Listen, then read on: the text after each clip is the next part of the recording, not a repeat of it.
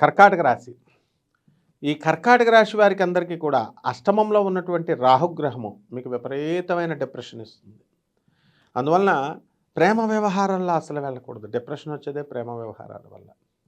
విద్యార్థులందరూ కూడా చదువుకోండి బాగా. కానీ జన్మంలో మళ్ళీ మీకు జనవరి 2, 2026 సంవత్సరానికి జన్మంలోకి మీకు ఈ యొక్క గురుడు రాబోతున్నాడు. అంతవరకు కూడా చాలా జాగ్రత్తగా ఉండాలి.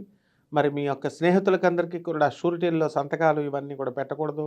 లోన్లు అవి అడుగుతున్నారని చెప్పి దానివల్ల మీకు కాస్త ఇబ్బందుల పాలవుతారు వాళ్ళు కనుక మీ ఫ్రెండ్స్ కట్టకపోతే. అలాగే ఈ రాశి వారికి అందరికీ కూడా మనకి ధనస్థానంలో ఉన్నటువంటి కేతుగ్రహము అనేకమైనటువంటి సంపదలను ఇస్తుంది, కానీ స్లో రేట్లో ఇస్తూ ఉంటుంది. ఆరోగ్య విషయంలో కాస్త ఆలోచించాల్సినటువంటి అవసరం ఏర్పడుతూ ఉంటుంది. అలాగే ఈ యొక్క రాశి వారికి అందరికీ కూడా మనకి భాగ్యములో ఉన్నటువంటి శని మీకు అనేకమైనటువంటి రంగాలలో మీకు అదృష్టాన్ని కలగజేస్తాడు. ఆయిల్ వ్యాపారము, కిరాణా వ్యాపారము, డిపార్ట్మెంటల్ స్టోర్సు, హోటళ్ళు పెట్టండి, బాగా సంపాదించండి. టిఫిన్ సెంటర్లు పెట్టండి. అలాగే కూల్ డ్రింక్ షాపులు, సిగరెట్ల షాపులు, పాన్ డబ్బాలు పెట్టండి, బ్రహ్మాండంగా ఉంటాయి. ఇక income tax, commercial tax, revenue, police డిపార్ట్మెంట్లలో ఉద్యోగాలు చేస్తున్నటువంటి వాళ్ళందరికీ కూడా ప్రమోషన్లు రావడానికి అవకాశాలు ఉంటాయి. అయితే ఈ రాశి వారికి అందరికీ కూడా మనము కర్కాటక రాశి వారికి వెంటనే పనులు అవ్వండి. 1కి 2 సార్లు మీరు ప్రయత్నించాల్సినటువంటి అవసరం ఉంది.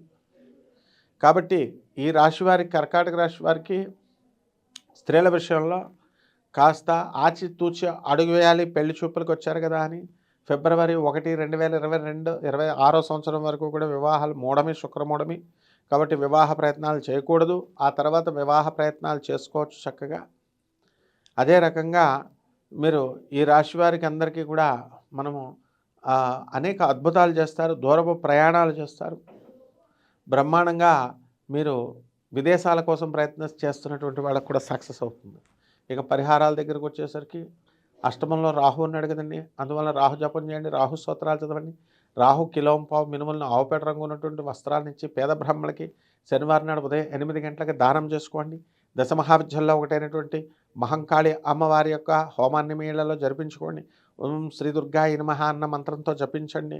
దుర్గతి నాశిని దుర్గే జయ జయ, సద్గతి దాయిన సదగే జయ జయ అంటూ మరి చక్కగా స్వామివారికి మీరు అమ్మవారికి మంత్రజపం చేసుకోండి. బ్రహ్మాండంగా ఉంటుంది. శుభమస్తు.